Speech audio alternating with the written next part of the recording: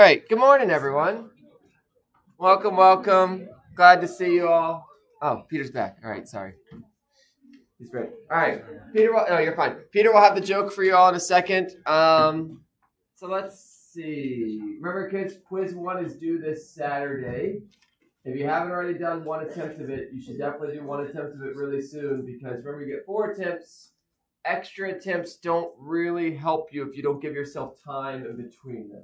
That's kind of a good rule of thumb. You should always try the first attempt like pretty early to give yourself time to identify the areas of difficulty so you can learn from those and work on them. You're always going to hear this. The more you space out things, the better your learning is. Something you will find in this class, it will happen, and it's a mystical, psychological thing that's very interesting. If there's a problem you're really not understanding, there's a problem you're like, man, I'm like banging my head against the wall in this and I don't understand it. One of the strategies, as crazy as it sounds, is to step away from the problem for a bit. And that's a hard thing to do. And this is like true of anything in life. Anything in life that's really, really, really challenging. If you can step away from it for a little bit, you will magically find when you return to it a few hours later, it's easy. Like sometimes it's super common that things will just like click that didn't click before. And it's a really interesting psychological thing where your brain is like actually doing some processing of it in the background and things are happening. And I can't describe to you what exactly is happening, but I can tell you from personal experience, it happens and it's really weird. And you'll be like, why was I so stumped on this before? Because again, your brain is doing this processing in the background and things are getting organized and, all that interesting psychological stuff. But that strategy only works if you have time. That strategy only works if you have time to step away from it. If you don't have time, you have to just sit there and suffer. So keep that in mind. If you have not experienced that yet in your life, you will. It will happen. And it's just very, very interesting how that works. So that's a pro learning tip to y'all. All right. Just to recap last class, in case you weren't here or in case you were and forgot all whatever. It's always good to do a quick recap. We got a lot last class. So last class, we talked about position. We said it was a vector. We said where things located. We had to give like 3 dimensions for it. And we had a reference frame. That was a really common frame. Reference frame is where you're measuring with respect to. Super, super important. If I say something's 3 meters away, from what? Things could be 3 meters away from an infinite number of objects. Displacement then was just subtracting where you stopped and where you started. Your final position minus the initial. Also mentioned this sign called delta. That's the Greek letter. It means change. Subtract final minus initial. Distance versus displacement. Displacement, you only care about where you ended and began. Distance, you cared about the path you took. We're pretty much going to use displacement exclusively.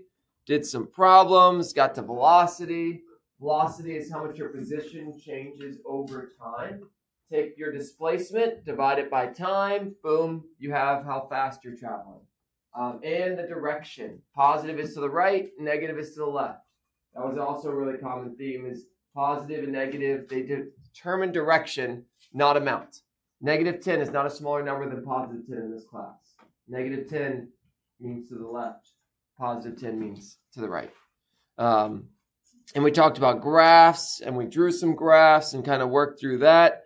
In our lab today, you're going to make some graphs, all that good stuff. That's going to be a common theme. All right, did some more problems, did some practice with graphs, asked what is happening, like found the acceleration. Acceleration is the slope of a velocity versus time graph. Fantastic. I think I skipped the acceleration slide. Acceleration was the last term, so we had position, where you're located, and displacement, which is how far you traveled, beginning to end. Velocity was the change in position. Acceleration is the change in velocity. Acceleration is not determined based on whether you're moving. That's the really common thing people mix up. So if you're going a constant 60 miles per hour, what's your acceleration? It's 0. There was a quicker question about that. Hey, you're traveling at a constant velocity. What's your acceleration? It's 0. Just because you're moving doesn't mean you're accelerating. And that's a really important distinction that people mix up all the time. You have a sense of acceleration. Like that was a really common thing. When I asked questions, people said speeding up or slowing down. Like you know that, but somewhere in people's minds, it's also tied with motion. Just, if things are moving, they're accelerating. Like that's a tie that happens. We have to break that in this class. If that's a connection that you have in your brain, we have to cut that connection. Acceleration is not motion. Acceleration is speeding up or slowing down. All right. And also the crazy thing, you can have an acceleration if your velocity is 0. If at some point your velocity is 0, you can still be experiencing an acceleration. And the next second, you'll then start moving in the next tiny little bit of time. So again, just because your velocity is 0 doesn't mean your acceleration is 0. We're going to see that either today or Tuesday.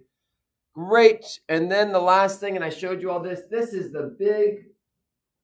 our laundry list, our shopping list of equations that we're going to use today. I'll talk through them real quick, try to make sense of them as best I can to help y'all out. But using this is way less intimidating than it looks. We're going to do, like, all this morning is just practicing using these equations.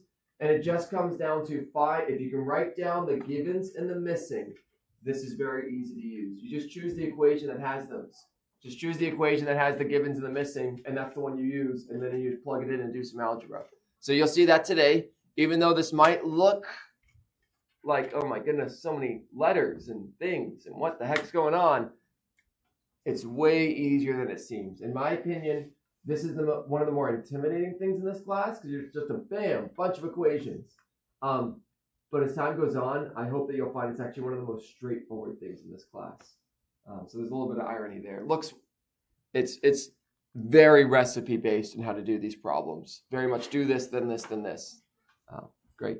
All right, Peter, what you got? Yeah. Today's joke is a good one. It's about units.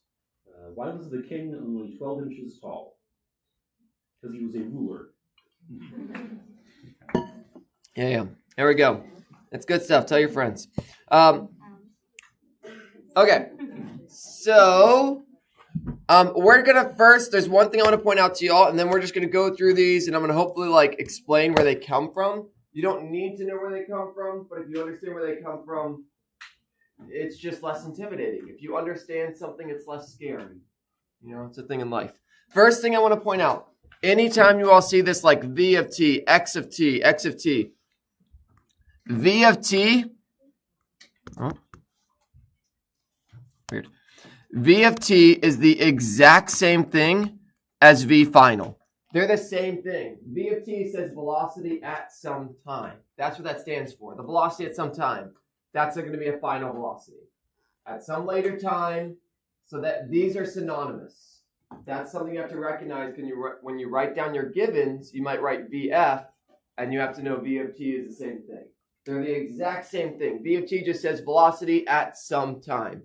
With the same exact logic, x of t is the exact same thing as x final. They mean the same thing. It's the position at some later time. That's all they stand for. And then you have v naught, that's initial velocity. You have a, that's acceleration. You have t, that's time. Something that people can sometimes make the mistake of, they see this v of t and they'll multiply v times t. Don't do that. Sounds like, if it sounds a silly thing to do, great. That means you understand not to do it, but it does happen. Those knots mean initial, the f's mean final. 0 means beginning, f means the end. Okay, so the first two are going to be very straightforward to explain. We'll then be able to explain the third one. The fourth one I can't explain without calculus, so I will show you how you get it if you know calculus, but if you don't worry about it. And the fourth one comes from a bunch of algebra that I'm not going to bother with. So let me just show you all the first one. Where does that come from? Because it's the most simple one to understand. There's a reason they're in this order. I'm just going to do some algebra and rearrange this. So I'm going to rearrange this for acceleration, and it's going to be a little bit easier to understand if we rearrange it for acceleration. So I have AT equals VF minus V naught. I'm going to go ahead and make that replacement. All I did was I subtracted V naught to the other side. That's all I did here. Nothing crazy. If it's a little easier to see, I'll move it to the other side. VF minus V naught equals AT. All I did was subtract V naught to the other side. That's the only step I did. It wasn't anything crazy. Just did a tiny bit of algebra. Next, I can divide by time to move time to the other side. So you get VF minus V naught divided by time equals A. That is literally the definition of acceleration that I gave in the previous slide. Acceleration is the change in velocity over how much time has passed. So that's where the first equation came from. It came from the definition of acceleration. Acceleration is the change in velocity over change in time. So great. Hopefully that feels a little bit less crazy where that came from. Boom, there it is. Reminder, all these, this is how they're going to show up on your formula sheet. These 5 equations here, how they're written on the left side in the black, that's how they're going to show up in your formula sheet. You might have to rearrange them in a problem to solve things. That's okay. All right, the next one is also very straightforward to show. If I have 2 numbers, 5 and 10, and I want to get the average of those 2 numbers, what do? If I want to get the average of 5 and 10, how do I find the average of 5 and 10? Add them and then divide by what? Oh, look at that. That's exactly what this is doing. This is literally just saying add the 2 velocities and divide by 2. Find the average. It's the definition of average. Take 2 things, add them together, divide by 2, boom, you got the average. All right? Now we can use that. So this one here, I can also rearrange to make it in a form that you all are comfortable with. So this one, I don't really have some space, so I'm going to do it up here. I'm going to do the exact same thing I did in the first step. X final minus X naught equals V average T. All I did was subtract the X naught to the other side. Okay, and then the next step, I divide by time equals V average. That is literally the definition of average velocity. Again, from the previous slides. How do you find average velocity? V average equals delta X over delta T. That was the definition of velocity that we put on the previous slide. So that's where that equation comes from. And then all we did is we took this and we put it right here. And that's the next line. You just shoved it in there. So that's all that's going on there. So again, all these steps, and this is going to be a really common theme in this class. Every step we make, I'm never going to give you all if I ever give you all an equation, it's either coming from an observation of reality, and I'll define that. So like all the initial ones we did, like position and that velocity is change in position over change in time. Those are all observations of reality kind of things. Everything else after that comes from those observations. They're all logical steps. Imagine like a pyramid. Everything builds on top of everything previously. Physics, we don't skip steps. We're never going to like skip a bunch of steps and say, hey, here's this equation. There was a bunch of things that happened. Here's where it came from. So anytime I'm doing these derivations, you don't need to know these derivations. But they're just to show you it's all built on things that I'm teaching. Like it's all built on each other. It's not out of nowhere. That's a really important thing for us as physicists. Everything we do is first based on observations of reality, and then we can build cool equations from those observations of reality. This is where I remember in the beginning of the semester I told you what is physics, and that physics is not, our understanding of physics is not absolute truth. It is based on our best understanding of reality, based on our observations of reality. You know, even one of the cruxes of that argument is our observations of reality, is reality real? You know, you can get to weird stuff like that. And that's where eventually all physics turns into philosophy if you ask why enough. Is reality real? Is my perception of reality accurate? We have to assume it is to do anything in life, so that's where we're at. But all physics turns into philosophy eventually, because at some point you keep asking why, and the answer is, all right, you got to decide, did something make this, or why does gravity exist? Great question. That's for you to answer. Because it does. Like you can decide, that's philosophy. Anyway, that's my little tangent there. But yeah, there you go. All right, this next one, I will show you where it comes from. But it won't make, it's not going to make sense without calculus. So I told you everything's based on logical steps. every now and then the logical step requires calculus. Think of calculus as like another tool in your toolbox. You got hammers, you got screw, you got why am I blanking on that? Drills. You got clamps. You got all sorts of different tools. If you don't have the right tools, you might not be able to do a job. Calculus is one of those. You all don't need to worry about that, but there's a reason engineers have to take that. They need all the tools in the toolbox to be able to do what they do. So, to that end, where does this come from? This one comes from the integral of this. If you integrate this with respect to time, if you integrate this velocity equation with respect to time, it spits out this one at the bottom. If you integrate V naught, it kicks out a T. If you integrate AT, it kicks out a 1/2 AT squared. Don't worry about that. I'm going to erase it. But I just want, for those that have, there is a small subset of you all, maybe bigger than small, I don't know, that have seen calculus. And so, bam, there it is. But don't worry about it too much. It does come from somewhere. It's not difficult to do if you know how to do an integral. And the last one comes from a bunch of algebra of plugging these equations into each other. And it spits out this. You don't need to worry about that. It is just a bunch of algebra, though. It's nothing fancy. It's not based on any other equations. It's just taking the ones up here and doing some algebra. All right, great. There's all my nonsense. So, reminder to you all, I highly encourage you to have the formula sheet that I posted online available somewhere. Either that's on your digital device or printed on a piece of paper. And as you're solving problems, have that available to you. So when you're solving problems, you have the same formulas to reference that you'll actually have on the test. Again, preparing for things the way, using the same resources you have on the test, great strategy. So there you go. And there's all of them without the writing. So there's 2 slides, one without writing, one with writing. There's all the derivations and nice typed messiness. Look, it even got the integral stuff. Don't worry about it. It's there if you want to look at it. All right. And yeah, let's do some problems with it now. Now that I've shown the equations, the rest of class today is really just, hey, let's work through some things. And this is the step, this is the process. We've already been using it. It is very important here. If you are stumped on a kinematics problem and your paper is blank, literally all I'm going to ask you is this. I'm going to ask you, hey, what's given? After we write those down, I'm going to say, hey, what are we solving for? The worst thing you can have is a blank sheet of paper because you always have this strategy. You can always start drawing a picture. You can always start writing your givens. The only reason it should be completely blank is if you can't identify any givens and you can't draw a picture at all, then I can guarantee you all, you can generally at least identify something in a problem. If not, that's fine. I'll help you out. Like, don't be embarrassed. But give yourself more credit.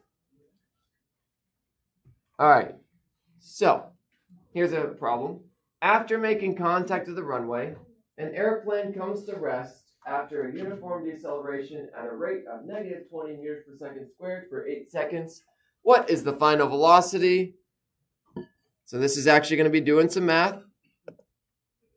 I'll sling it out to y'all. Oh, and I said today I would do these as a grade. I'll probably, Tuesday is the real day where I'll make them a grade. So this is the kind of your last chance. I'll actually sync the grades over so you can make certain everything's working. I was checking out, but write down your givens. You could draw a picture if you want. It's not super critical in this case, but it might help you. I might draw a picture, but translate this from words to variables. We'll come around and help you all. Work together as well.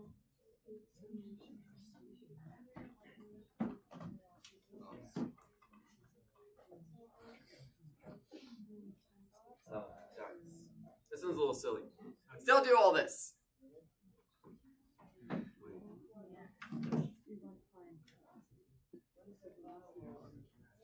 This is me just helping y'all. So this is just testing step 1. Can you do step 1? You realize that it can be solved. No math required. This is just practicing step 1.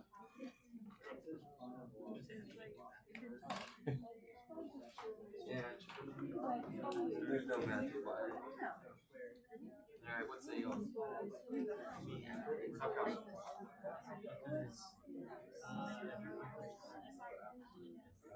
There you go. That's it.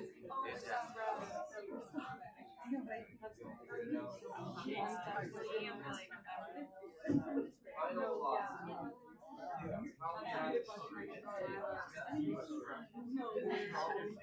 How fast is it going? That's true.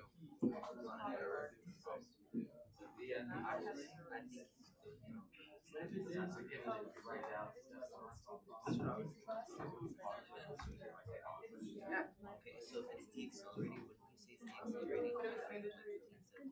Yeah, it's a great point. I put the negative 20 makes it a little bit easier for people. But yes, I could have put this as positive 20. Yeah, that would be kind of almost like I almost put like a double negative here. Yeah. So if I ever give you a negative in a problem, put it as a negative. If I don't give you a negative, okay. No, it's a great point.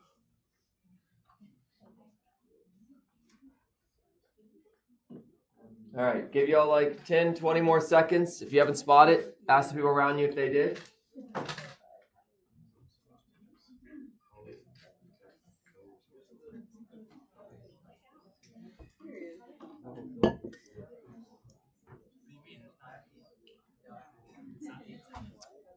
All right. In 5, 4, 3, 2, 1. Boop. All right, let's write all our givens. It's a good exercise, right? Y'all tell me what's given. Start hollering them out.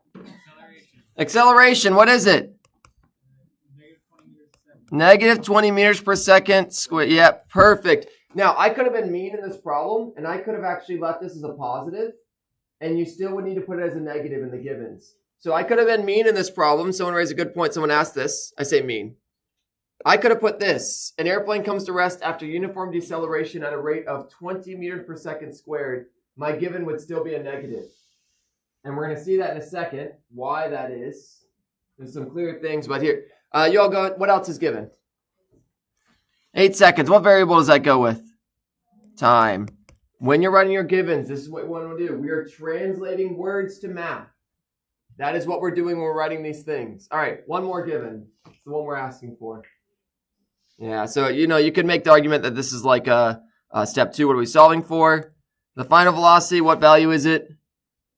0. How do we know that? Comes to rest. And this is how we know the acceleration is. There's 2 ways we know the acceleration is negative. It's decelerate. The word deceleration doesn't actually necessarily tell you it's negative 20. The thing that tells you it's negative 20 was it's moving at the beginning, and at the end, it's not. Now, and I guess we are assuming it's going to the right in that case. That is an assumption that's being made here. So that's another reason I put the negative 20 here. In this case, we would have to clarify it's moving to the right, but we're not going to worry about it too much. Anyway, great. There's our givens. Next question. What is its velocity when it hits the runway? Same problem. So the givens are going to be identical, but now you have to do the rest of the problem.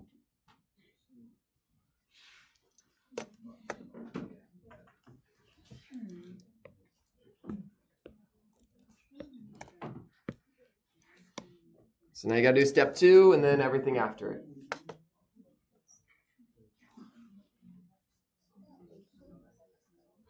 You're going to want to have that list of kinematics equations somewhere accessible because, man, it make your life easier. If you don't have it accessible, don't have them written down somewhere, you're going to be, it's just trickier. Have it somewhere where you can easily see it when you're solving problems. However you want to do that.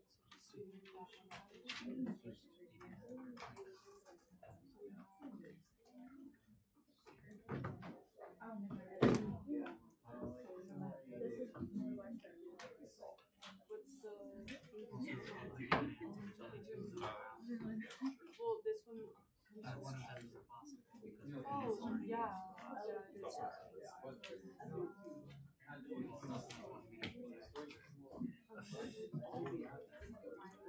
Have the final, and it says what's the velocity?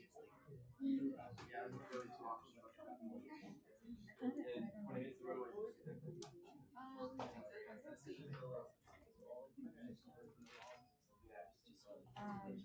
you decide step 2.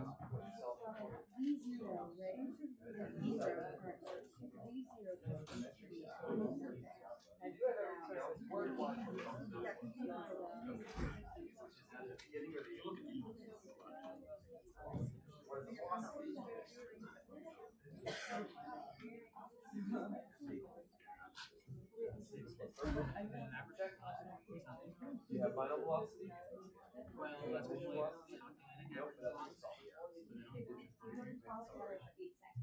Oh, really? That's Oh, that's true. Right. Displacement. We had to do it funny. Is that you decide perception? Why you think initial velocity?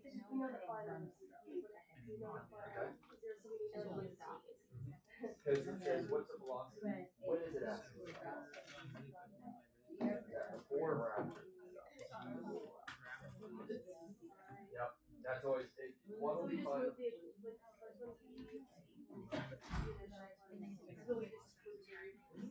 Yeah, you can plug them on in and then move them around ahead of time, whatever you prefer. And then at the end, you can always solve for this and plug back in. Good check.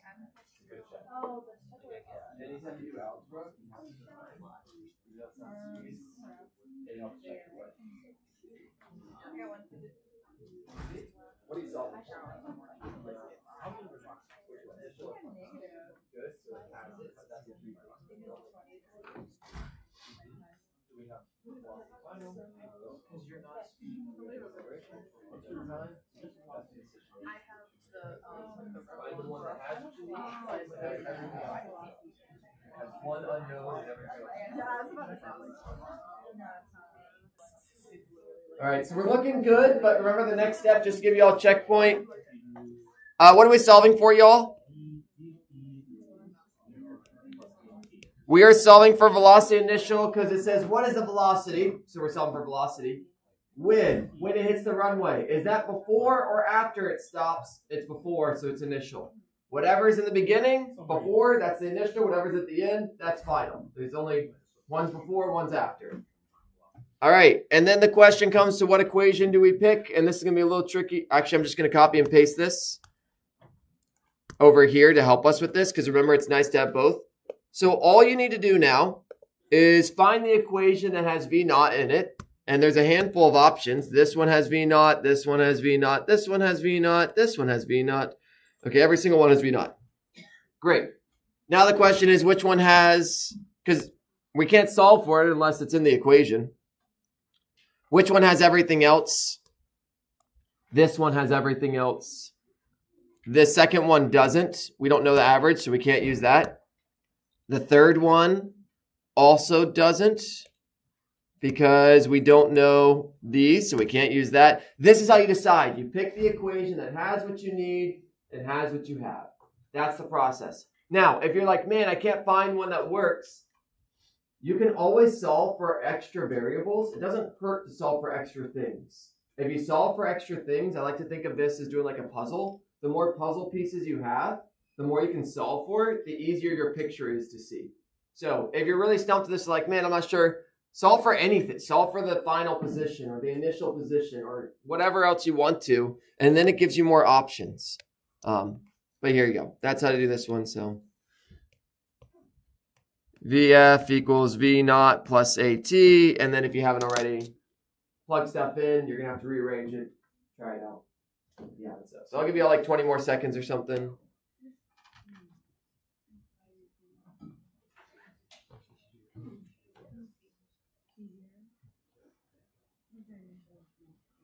Again, check with your neighbors if you have different answers. One of you's wrong or all of y'all's wrong.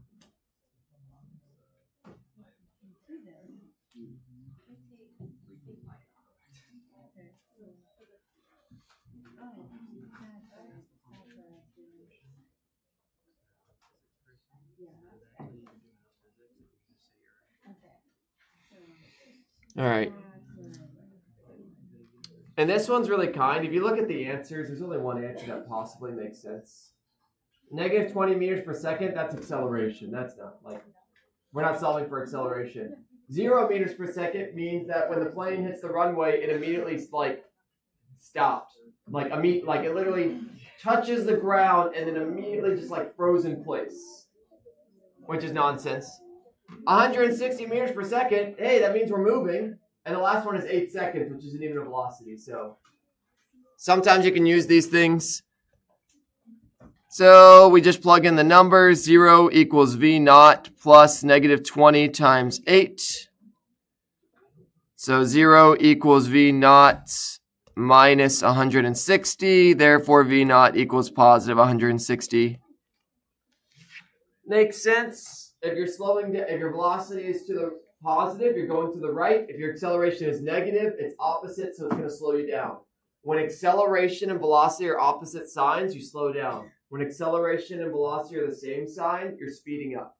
So if this was instead of acceleration of positive 20, you would never slow down. You just get faster and faster and faster because you're already traveling to the right. All right. And as mentioned, literally the rest of this is just solving problems. If we're lucky, we'll get to free fall. Gravity, that's the last thing. If not, that might roll around to Monday or Tuesday, which is fine. And in which case, I'll extend your all's quiz a little bit. 1D kinematics takes a little bit longer than almost anything else I cover in this class. But 2D kinematics is just doing this again, but twice. So if you're having fun, great. You'll love 2D kinematics. If you're not having fun, you're really not going to have fun with 2D. But it's good stuff. All right, reminder, these are the things already mentioned, but these are like, remember you got to translate words to math. At rest, stationary, not moving, parked, standing still, all those things mean velocity is 0. You have to decide whether that's V initial or V final. I also want to point this out because I put it here, and I'm actually okay with this because you're going to see me go back and forth on this, and it's just because I don't have a preference. If you see VI, that's the exact same thing as V naught. They're the exact same thing. They mean velocity in the beginning. Either you put a 0 that represents it in the beginning, or you put a little I next to it. These are both really common notations. Neither one is better than the other. I go back and forth on them just because I clearly don't have a preference. Both are good. They're synonyms for each other. All right. And the last one is constant speed means the acceleration is 0. So if you're solving a problem and it says it's a constant speed, constant velocity, that means acceleration is 0. That is a given that you can write down and you should write down. So again, just things to help translate.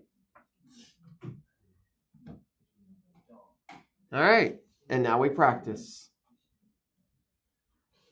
All right, blood is accelerated from rest to 30 centimeters per second at a distance of 1.8 centimeters by the left ventricle of the heart.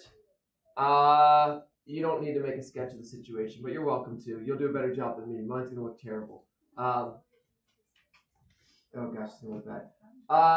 How long does the acceleration take? And is this answer reasonable when compared to the type of heartbeat? Part B I will not ask you on a test. That's just a check. I tried to find a lot of medical context problems, but it was surprisingly difficult to find problems in a medical context. So I tried, and I will continue trying to find problems that are a bit more interesting because they're medically relevant. But man, they are so hard to find, and my medical knowledge isn't good enough to make them myself. I don't actually know the forces involved in a human body or things like that. But something for me to keep in mind in the future and try to keep working on. Anywho, I can't tell you whether things are reasonable or not in this. Oh, don't forget to convert your units. All right, try it out. The answer I'll put up here. There's no way the answer is going to be like something super obvious.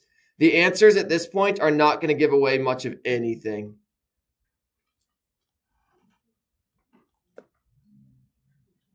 So I'll at least put the answer for part A. And then you can use your medical knowledge to answer part B.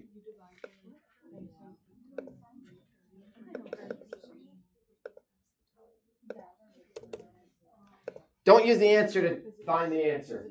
That's the only thing I say. Don't use the answer to find the answer. Only use the answer to check your work.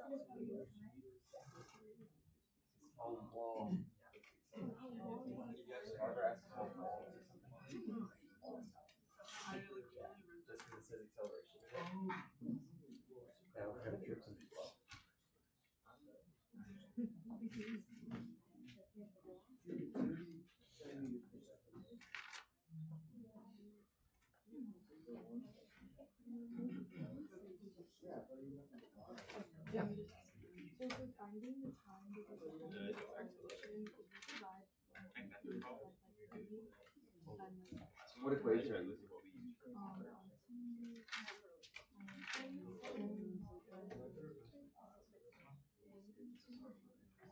So change in velocity over change in time. So what are we solving for this problem? Based on what? What sentence?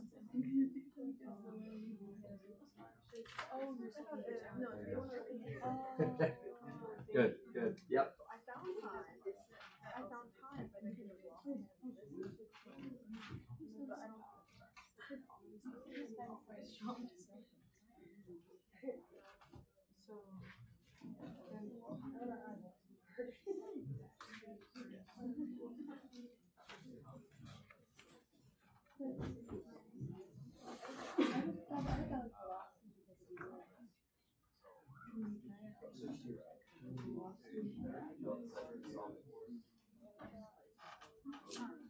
Based on what's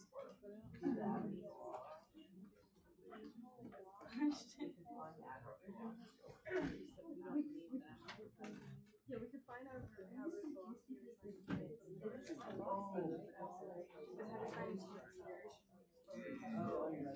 what variable is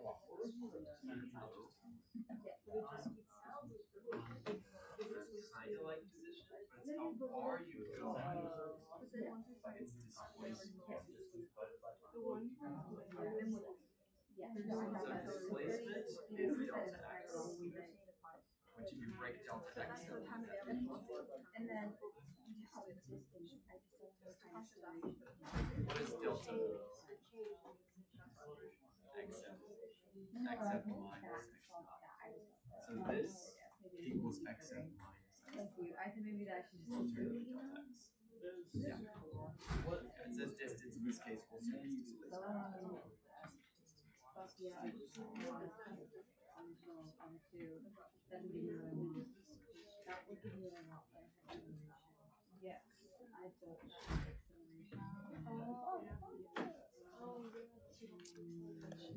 All right, so this one's subtly tricky. I say subtly tricky. There's kind of like a new thing, new-ish.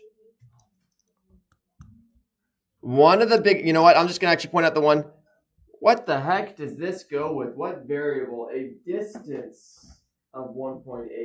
What variables does that go with? It's delta x, and that's one that's going to be like distance. We can, in this case, we can kind of use it interchangeably with displacement. It's how far it traveled from the beginning to the end. This distance here is how far you went. I started here, I went here. So I started at somewhere, I ended somewhere. That's delta x. And if we write out delta x, it's xf minus x naught. Reminder, that's always the case. So that represents xf minus x naught. Now, if you look at your equations, there is actually only one place where delta x shows up. And that doesn't mean that that's the only place that's the only equation you can use. So great, delta x never shows up in here. Yeah, that's good. I'm glad I actually changed that. It's really common for this to be put as delta x down here, which is why I thought it would be. But anywhere where xf minus x naught is, you can use that. And where does that show up? It shows up actually everywhere where the x's show up. So yes, down here is xf minus x naught. This one, just subtract x naught to the other side. And ta-da, it's the exact same equation. Like there's delta x. This one, you can do the same thing. xf, just subtract the x naught over. So this is going to be a common thing where if I give you displacement in a problem, you have to recognize, oh, that's just kick the x naught to the other side, kind of thing. So all three of those have the things, have the delta x in them. That is delta x, that is delta x, that is delta x. Yeah, I'll put it back up there because there you go. And don't forget to convert your units. And remember to check your unit conversion. A centimeter is really small. That should not be many meters. If you convert that and you made it a bunch of meters, you went the wrong way. Make sure your heart's not 1.8 meters large or 180 meters large. So you can check your direction. See? Should we have all the things? What do we solve? So what's our game? Where's all this?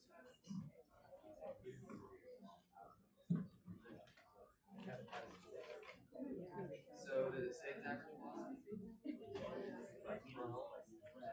Okay, what does rest tell us? Alright, what's zero in this case? What variable? Start there. If you're at, if you start from, I'm starting from rest, what can you tell me about this? What variable? I'm not moving. What variable corresponds to not moving? What variable has a value of zero but not moving? Velocity. And is that the beginning or the end? Yep. Yep. So v not equals zero. So we can write that down. Yeah. Go ahead and write it down. Make this big laundry list of variables. V not equals zero. Write that stuff. Yeah. It's gonna make your life easier. Alright. Leave it as v not equals zero for now. Just in case. Alright. What else is useful?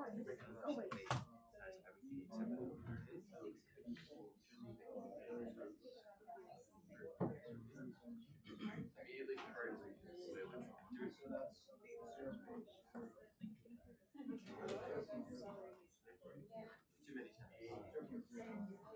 Much many times. Oh, so that's 30 centimeters in a inaccessible place for. No, that's fine. That's calculating exists. You can even write it as 30e minus 2. Now you worry about minus. Great. You have it. What else is good? One more thing.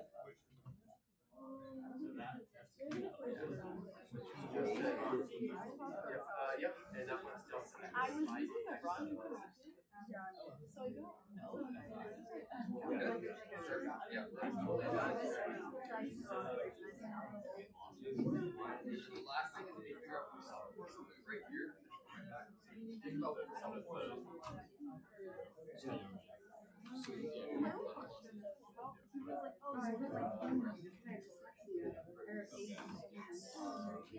That's good. What about 8 centimeters? What's that? So you gotta convert all what's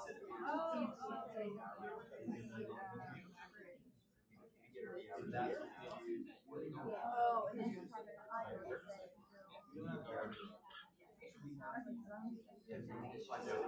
meters. You're not going to get down, but if we get the average, and that makes sense. If you have a box that's 4 centimeters by 8 meters, it's not going to be 32 meters square.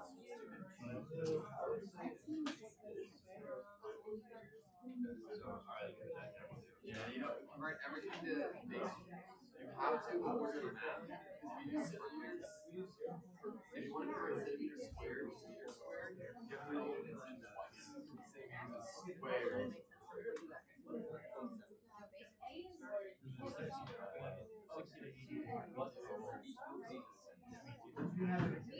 Double check. What is this problem? What's the wording that says that you're how long is the acceleration of your bike? Yeah, you can find acceleration, and then if you find acceleration, you use a different equation. That's an option. It's not a bad thing. It's the first time we did that. Close enough. Yeah. It's like close enough.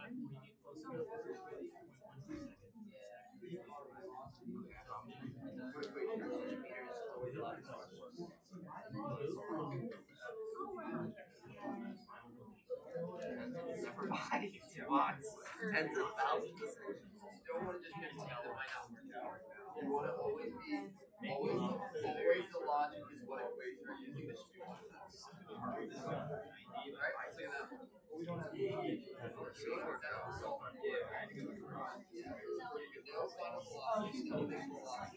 Oh,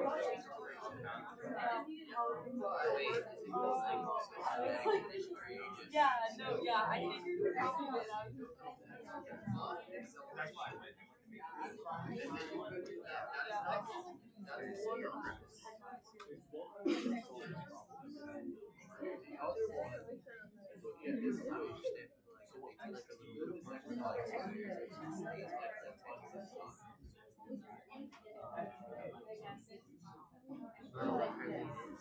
It is 5 GPM.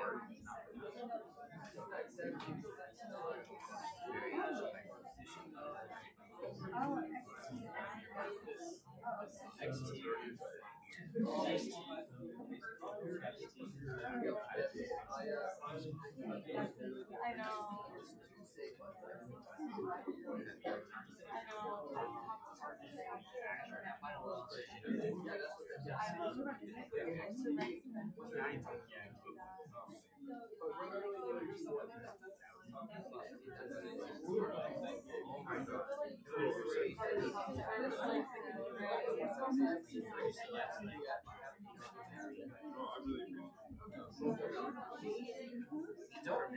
It's just whether or not you use two steps, one step. It's not bad.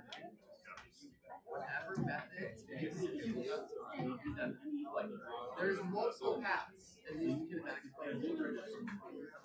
If you're comfortable with that,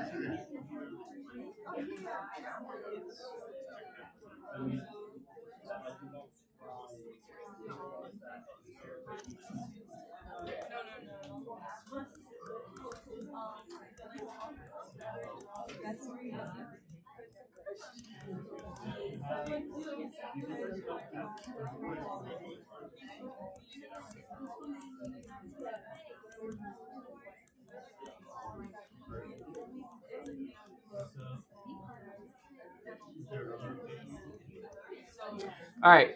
Just to give you all some checkpoints. What are we solving for here? Time. How long does the acceleration take? Just because it says the word acceleration doesn't mean that's what you're solving for. You got to read the whole thing. How long does it take? And I found that pretty much everyone I went to, when I just said, what sentence are you referencing? They immediately realized it said time. So don't just look for individual words. Make certain you're reading through the logic. And if someone asks you how long anything takes. All right. You're solving for time. You haven't figured that out? There is two pathways to solve this. There is more than one way to get the right answer. So if you haven't decided on equations, I'm going to help you all out with this step. If we look at this, not this one, because that one's all the derivations. I'm actually going to keep that. All right. One of the things that's challenging I've seen for people is figuring out where that xf minus x naught is. It's really easy for people to spot that it's right down here. Like, that's fine. And in this equation, you know VF, you know V naught, you know this. You can solve for A. And you may be like, but I'm not solving for A. That's fine. It's not a bad thing to solve for extra variables. It's not a bad thing to do that. It may be like, that's extra work for nothing. If you get the right answer, it's not for nothing, because if we find A, we can use this equation. If you find the acceleration, now you can do this equation up top because you know VF, you know V naught, you'll find A, and you can solve for time. And for some people, that might be the more straightforward path, and that's fine. That's one way to solve this.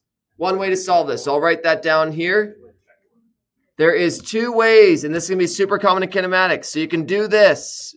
Vs squared equals V naught squared plus 2A delta x. xf minus x naught. You can find A, and then you can do this equation. Extra work isn't the worst thing in the world. If you get to the right answer, that's all that matters. That's all we care about. We care about doing it correctly, not whether or not it takes you more time or not. All right, that's one pathway. The other pathway is there's a way to do this in one step, and I actually wrote it down right here. You all know xf minus x naught. You all know vf and you know v naught. Hey, look, time is the only thing left over. So you can use this equation instead. So I'll write this one down. I'll leave them both here, and then it's up to you all to try them out. So the other option is this one, xf, and I'm actually going to leave it like this just to be a little mean. That equation is a one-step way of doing this. Both steps are valid. You can either do this or just this. If you haven't already done so, try it out. Again, I'll go around and help. But I want to give you all some stopping point. I just know it's common. Anytime I see common questions, I kind of come up with that answer. I'm assuming it went smoothly.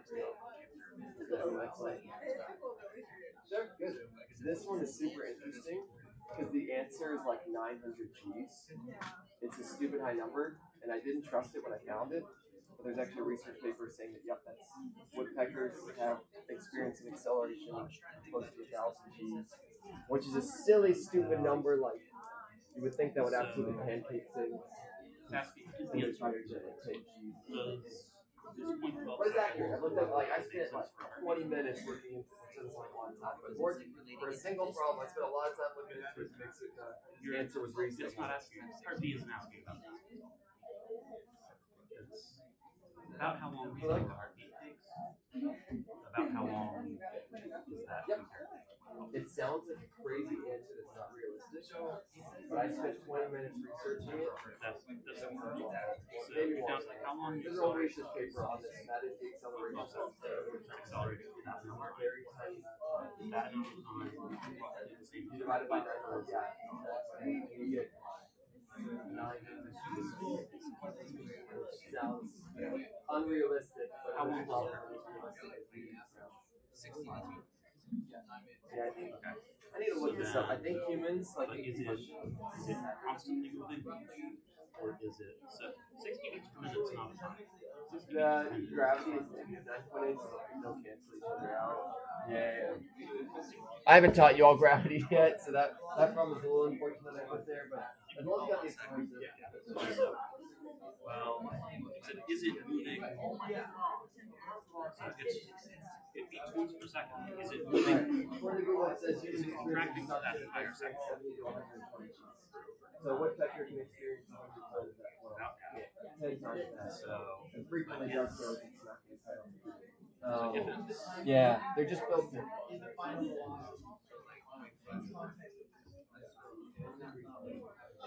it's still moving, but it's moving biology. I actually know this one. I don't think the heart is always closing it. It's moving the whole second anyway. So heartbeat should be contracting phase, it should be less than half a second. We have a number that's All right, I'll start solving through this. If you're still working on it, no problem. I'm going to do it both ways to prove a point that both ways work. We'll call this option A, and we'll do option B.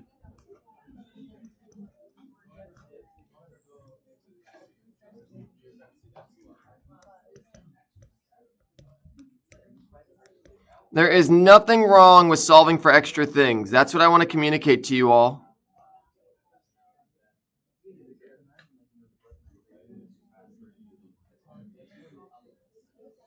When you all are doing algebra, you can combine things to make it a lot easier, or however you want to do it. As long as you're doing the algebra correctly. I do need a calculator though.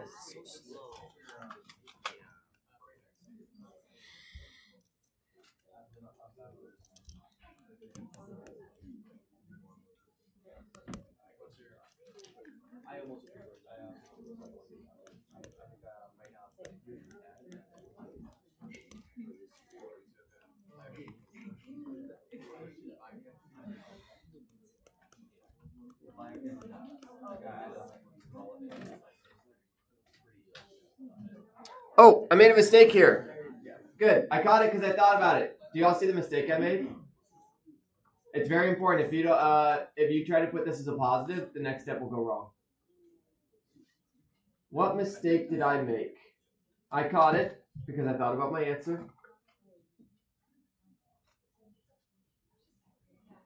Should my acceleration be positive or negative? Actually, wait. Am I wrong? No, wait. No, it's right. Never mind. Good, I'm good. I'm so used to decelerating. Nope, this is good though. Double check myself.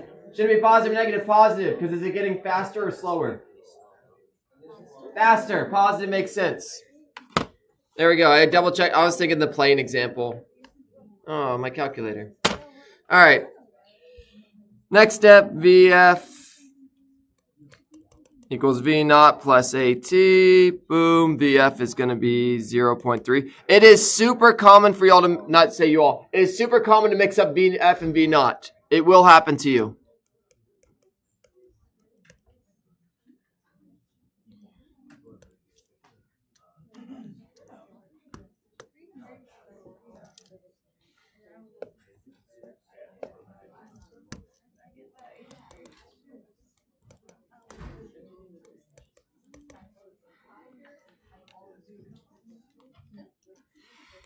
Woo, look, you get the right answer. Even if it takes you 2 steps instead of 1, it still works.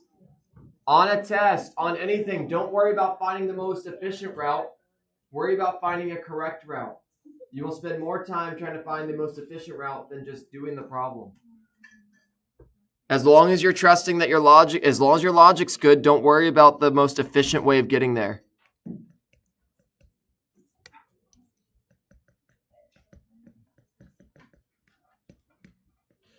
All right, so great, that's that equation. And we're going to find we get the exact same answer even when we spend a little bit, even when we do it 2 different ways.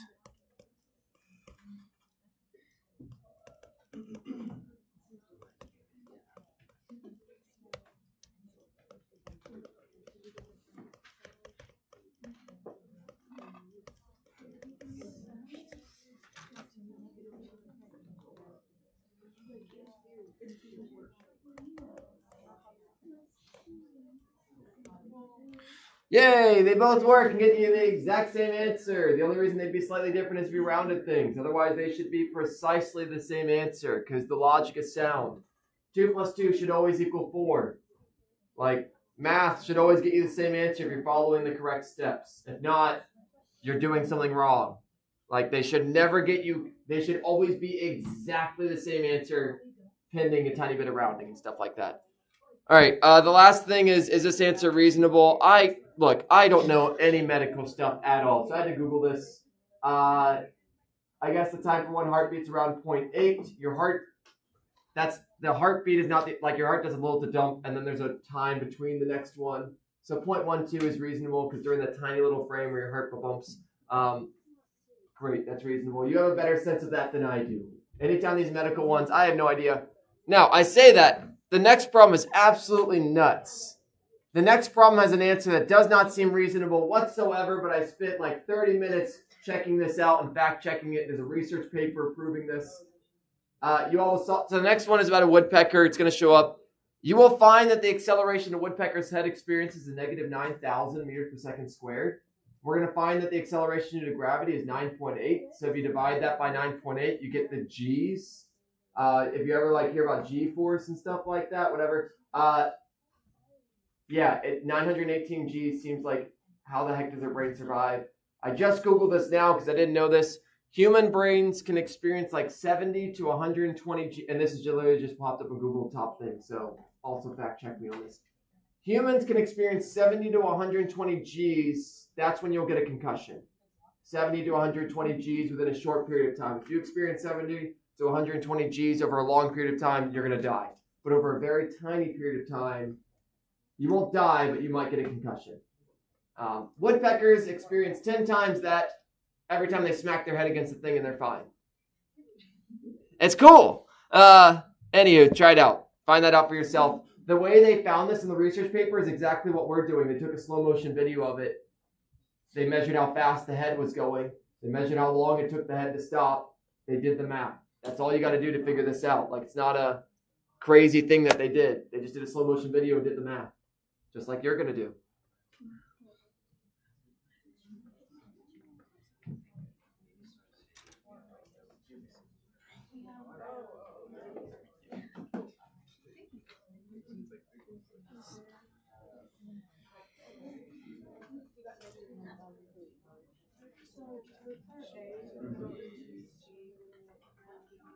No, that's just, I'm glad I did put that in here.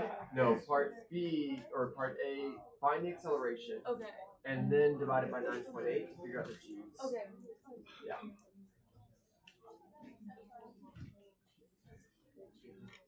So would this be delta x?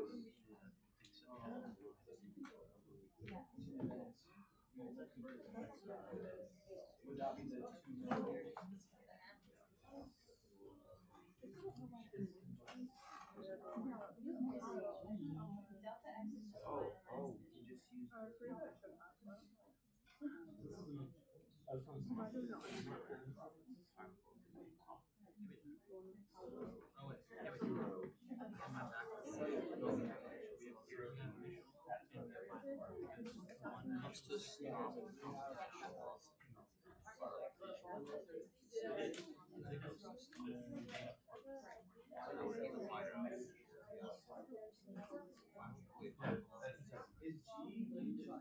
next time 0 makes sense.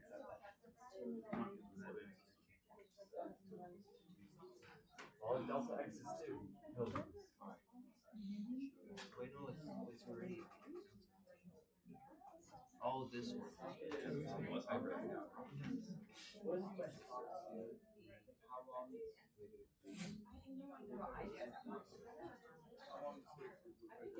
That one's a doozy.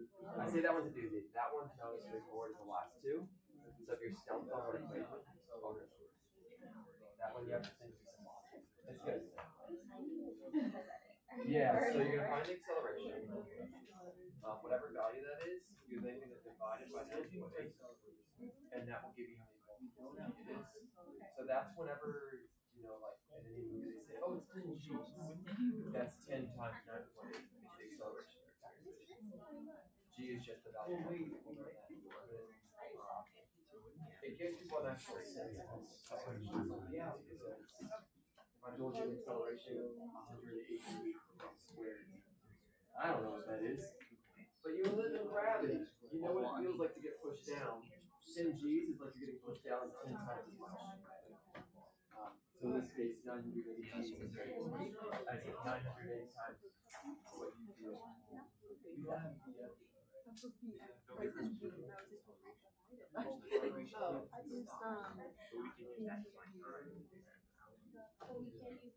Oh yeah. It worked out well last night. You got extra practice that long. I'm just gonna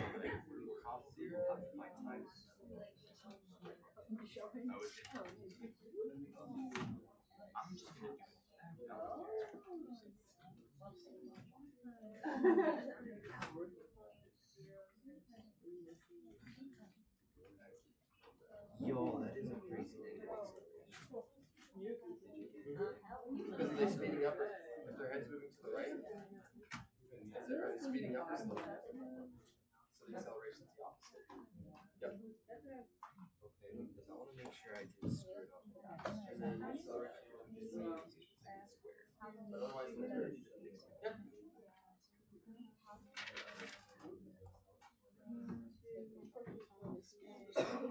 Okay, there we go.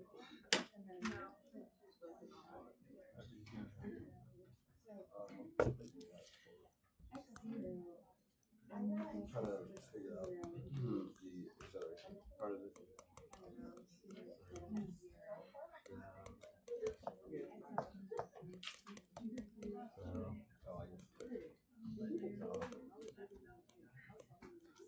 So you have your distance velocity. You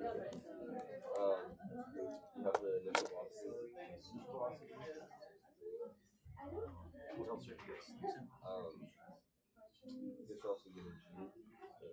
That's gravity, right? G is gravity, yeah.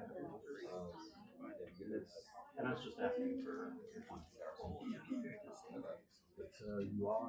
you're given your distance, you're given your initial velocity, you're given something else. Oh wait, and You're then not given it as a number. That's good. Isn't it like Now the last one. that's the way that like the word picked up by So, But but G's are measured acceleration. So right now, there's a magic word in there that relates to velocity. 900 G's. So, comes to a stop. Oh, okay, yeah. So your final velocity So is the acceleration. so these experiences 46 points. So this was actually just calculated Yeah, you want to. you can turn that delta x into an x initial and an x final. Write it out. It's so easy to pick up.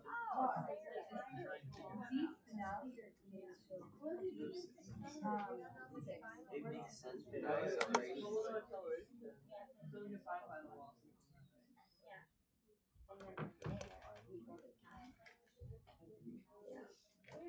Did you all come up with a strat for this one? What did you decide?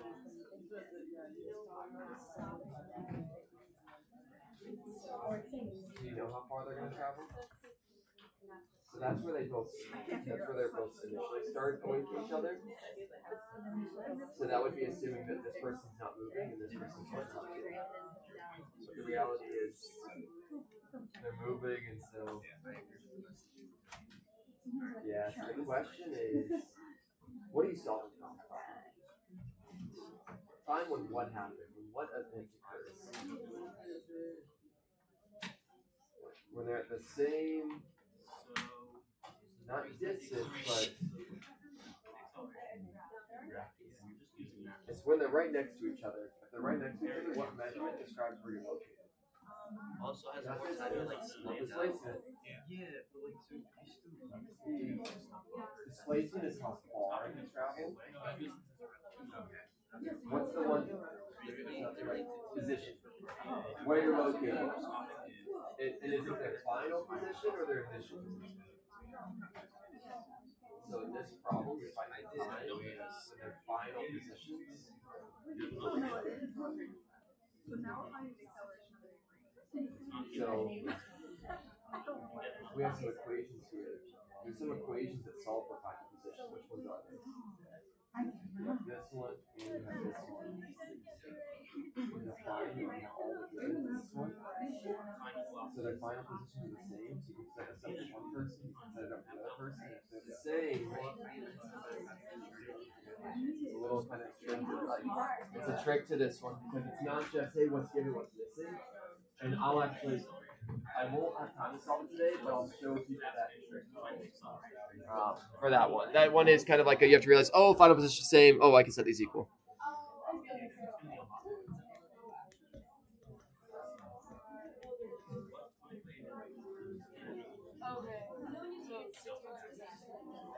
All right, so if you haven't found the equation, it's the same one we used for acceleration last time. Because it has what we have and has what we need. So that'll get us there.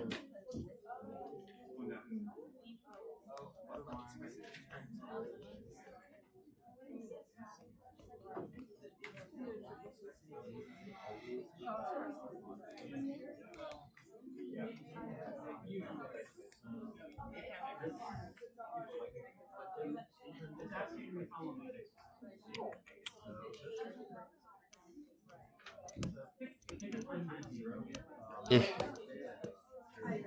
These are in the wrong spots. I'm attempting to erase them.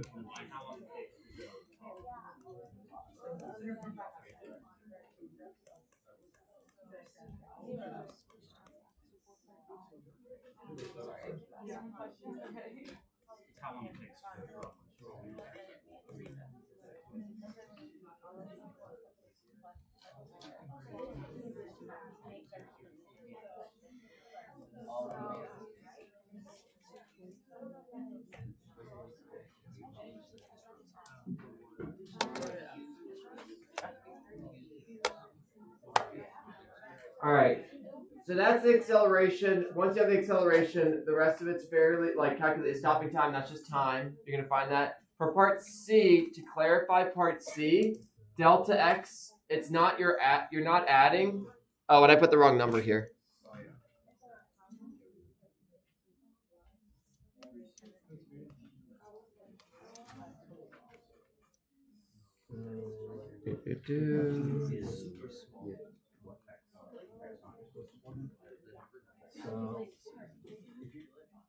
Whatever.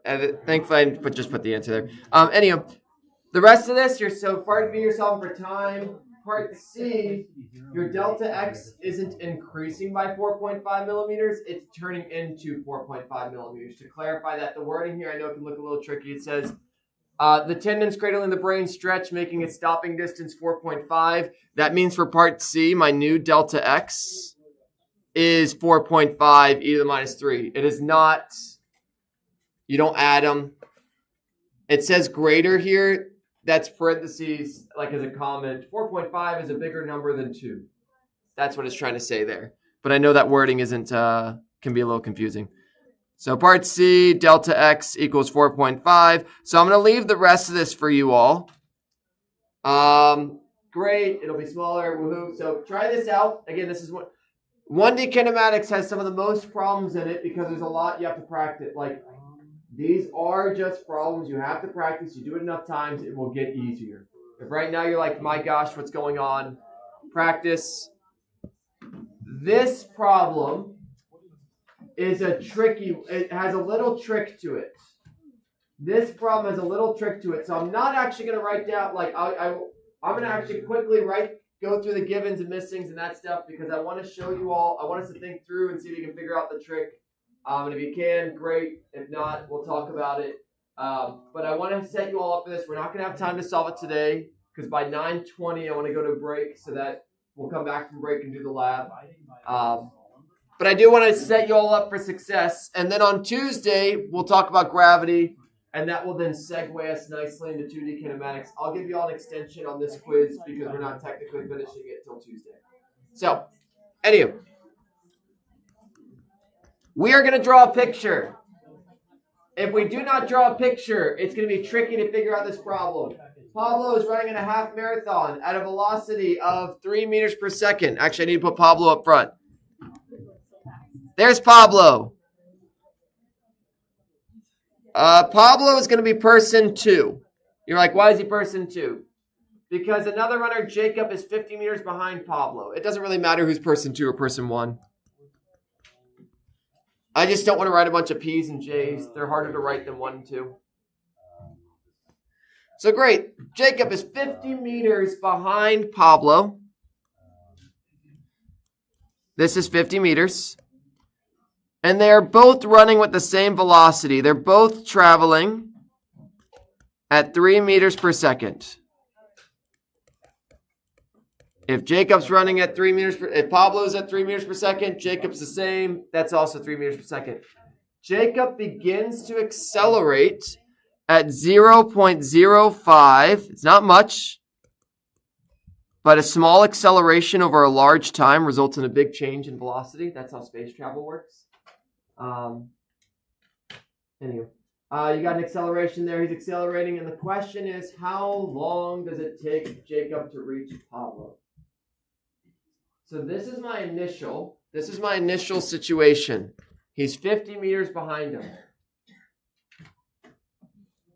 I want you all to now try drawing the final situation.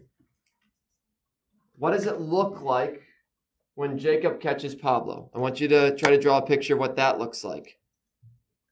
We'll draw that off to the side. Yeah. Is there a reason why it's the initial velocity supposed to be the final velocity? If he's traveling at a constant velocity, what would his final be? Oh, so it'd be 0. Not 0. Also, okay. If it doesn't say, we can assume, if it doesn't state otherwise, we're going to assume he's moving at a constant. Okay. Yeah. We're going to assume he's running that marathon at a nice steady rate.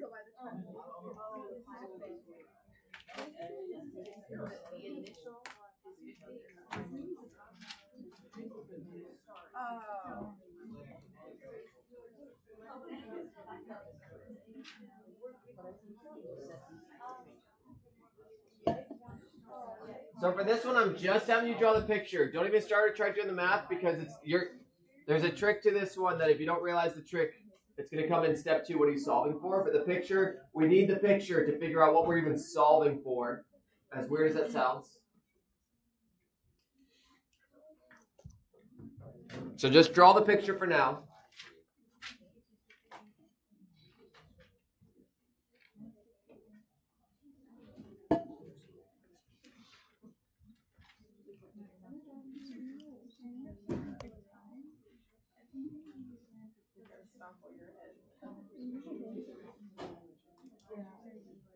All right, y'all tell me what to draw. When Jacob catches Pablo, how does my picture look different? Here's Jacob.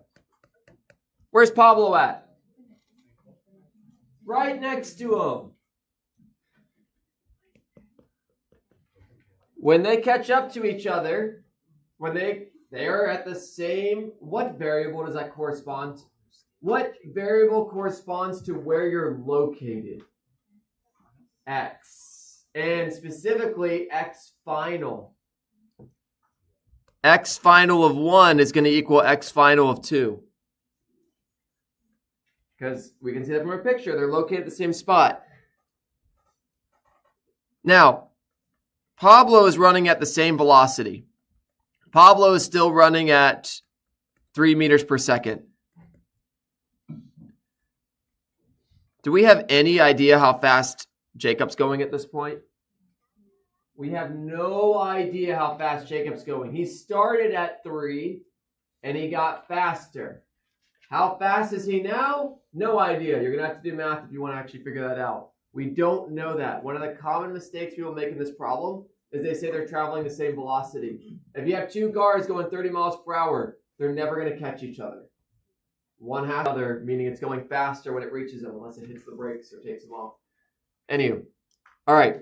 So great. Step 1, givens are kind of all shown there, so I'm not going to write that out. So I'm actually going to step 2. What are we solving for? How long does it take Jacob to reach Paul? We're solving for the time when something special happens, when their positions are the same. That's what we're solving for here. We're not just solving for random time, arbitrary time. It's a time when the positions equal each other. And so then the last thing I'll show you all, again, I'm not going to solve this. We don't have time to solve this out. This will be one of those try on your own. Again, I'm going to give you all an extension. Normally, the kinematics quiz was due the 25th. Normally, it'd be like, oh, we finished today. It will open tomorrow. It will open tomorrow. I will give you all until the 29th for 1D kinematics because we're not going to finish it until Tuesday. So that'll still give you the week and the day and everything. So extra time. 2D kinematics is just honestly more, it's just doing things twice. So anyway, all right, great. What's the point of this? Why did I do this? You don't actually have enough information to solve this by just doing the strategies we've been using. You do not have enough information to just look at these equations and say, what do I have and what do I need? Each person individually, you don't have enough information. You don't have enough information from Pablo to figure his out. You don't have enough information from Jacob to figure his out. But together, you have enough information. So remember, we're solving for time when xf1 equals xf2. We have some convenient equations that solve for final position. And so the strat for this problem, we can set up this equation for Jacob. We can set up this equation for Pablo. And if they both equal the same thing, what can we do with those equations? You can set them equal to each other. So you can set up this side of the equation for Jacob. You can set up that equation for Pablo. And then you can set them equal to each other. So I'm going to write that here, but I highly encourage you all. So really, how are we going to do this problem? So remember, xf1 equals xf2. We're going to say x naught 1 plus v naught 1t plus 1/2 a1t squared equals x naught 2 plus v naught 2. This problem is, in my opinion, the trickiest 1D kinematics problem I put here because it's not simple plug and chug. It's actually thinking about, there's a logical little trick you got to do, a little step. And this is how 1D kinematics problems can get tricky. This is the hardest type of problem I'll ask on this. Because I'll generally ask the kind of plug and chug ones, but I will warn you there'll be a problem similar to this on the quiz. Because this is one of those, like, it's good to know you can do this. It's not just all plug and chug. So, this is a great problem to kind of try to wrap your brain around. First, do not start with this problem. Get comfortable with regular kinematics, plug and chug problems. Know that this is the challenge one. In the section, okay? When you all are doing the practice, know that this is the challenge one. Save it for last. All right. There we go. 9:20. Take a breather.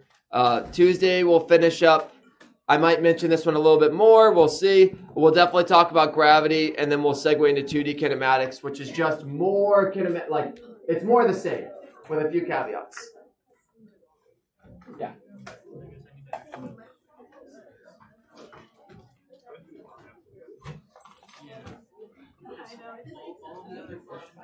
That would be a good thing. So remember this person's moving. But the great thing is, and now you know what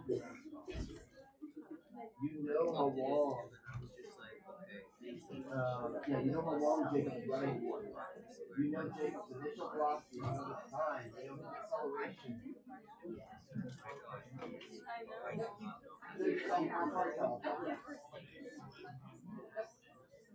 So now the rest of the problem is simple thing.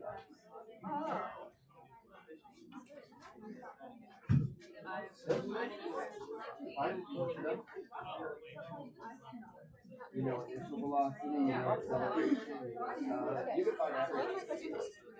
Yeah, once you have like 3 variables, you find everything. Speed is magnitude of velocity. Velocity is a vector, speed is a scalar, which is what we call a unit vector. Yeah.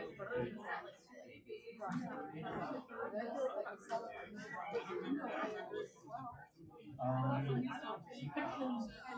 don't know exactly how to Yeah, so the pictures are let me show you the rubric. You don't have to draw one from the college. You just have to draw something that just shows the like motion and stuff. Yeah, it's and a picture isn't always relevant. So like in this, the more complex, the more visual the problem, the more useful it is. They're always somewhat useful to draw. Okay. So that's why I always encourage them. So like this woodpecker one, I probably wouldn't. I can visualize what's going on. You know, woodpecker's head goes in and stuff. It's a fairly straightforward situation. But like this Pablo one is a more complex one. Right. So I would draw that. Okay. And then for any like projectile motion or 2D motion, I tend to draw those ones because they have additional complexity. Okay. Where are my formulas? Oh, that's why I clicked the wrong thing. The picture's not super critical, honestly. It kind of gets chucked in with the givens as far as grading is concerned. Okay. Yeah.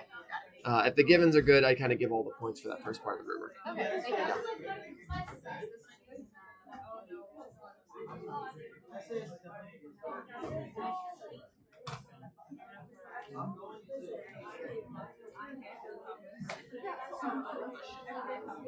Yeah. It's just like the displacement, if it's 0, I start here, and then like I go from here to and I go back. And it's 0. How is the average velocity? So, let me just walk this out. So I'm going to come back to this point. What is my velocity? What's the sign of it right now? All right, great. Now I turn around. What's the sign of it? If I had a positive and negative, what happens to it? So positive 5 and negative 5. It does. the average can be 0 without the actual velocity. Yes. That could mean I started with positive 5 this way and I ended with negative 5. Or say I run at positive 5 that way for 2 seconds and then run back at negative 10 for a second. Yep. So you would get an acceleration. You can actually get a value for that still. An easy example, yeah. I'm trying to think of an easy example. Running into almost a, if you jump onto a trampoline, you'll initially be going down, and then the trampoline will push you back up. So you might experience a constant acceleration. So your acceleration will be 0. Your initial velocity is 0. Your final velocity will be 0. But your delta X is 0.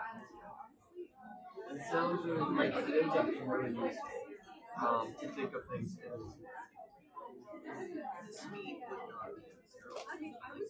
Yeah, it could. Yeah, The speed is the adjective of velocity. yeah, So it could be 0. You could. I could. Like this problem is really complex. And all our problems right now constant acceleration, meaning that the rate at which your velocity changes is constant. But in the real world, like right now I'm not moving, and then I can start walking, and then I can start running, and at each case my acceleration is different. Right. We're not going to do problems that complex. Yeah, they're good questions. It's like, man, how is that useful to like just not care about the path? Assuming a constant acceleration, it makes our life really easy. Like the math, the logic's all good, it works out. I have a question. So, trampoline example is kind of, I think, good. Because like you falling, hit the trampoline, you're moving. The trampoline, you'll be traveling down, and then it'll spring you back up. You'll return to the station. But now your velocity will be up. And you can actually do math. Yeah, delta x is 0, but your initial velocity is 0. Your final velocity is 0. Your acceleration is 0. So, and you can calculate it from the equation. But the labs, they can Oh. choose new hosts, right? Yeah, actually, I need to do that. Yes. In fact, I need to, because I'm going to delete all the old groups. Normally, I check with you grading wise before I do that, but last week, yeah, did you check? I I was literally just asking. actually I looked over this week's lab. I didn't look at it. You're fine. No, it doesn't bother me whatsoever. I was curious. All these are here. We're going to ignore all of that. Oh, that's going to be disgusting. They're going to roll. Oh, yeah. There's going to be ramps behind that thing. And then one of you. There should be carts. No, just normal, regular old boring carts. Where actually, I don't have any plans to use IOLabs. Not because I love IOLabs. I think they're super cool. I just haven't built labs around them. So this is rolling a cart down a hill 15 times. Constant acceleration. Find the accelerator. So they're going to have distance, they're going to have time. So they're going to use the kinematic equation to find acceleration, given that. And then they're going to also fit it to a graph and fit a line to it. That line they're going to need to know to be a polynomial. And from that polynomial, they're going to actually find the acceleration from that as well, because they'll compare it to the equation. Okay.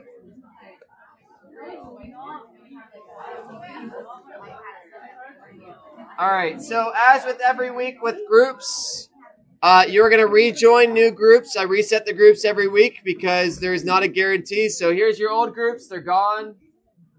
Every single week I'm going to reset them, and the logic for resetting them is that your group members won't always be here. Or if you all of a sudden decide to switch groups, that's fine. I don't really care. So you're going to, same thing as every single week, this is how it's going to work because it works great with grading. Reminder, you cannot be a group of one. That is by definition not a group. 2 is fine. 1 is bad. So there you go. They exist. Lab groups. Join one. I don't care. You can move around the room. It doesn't have to be people next to you. I don't care.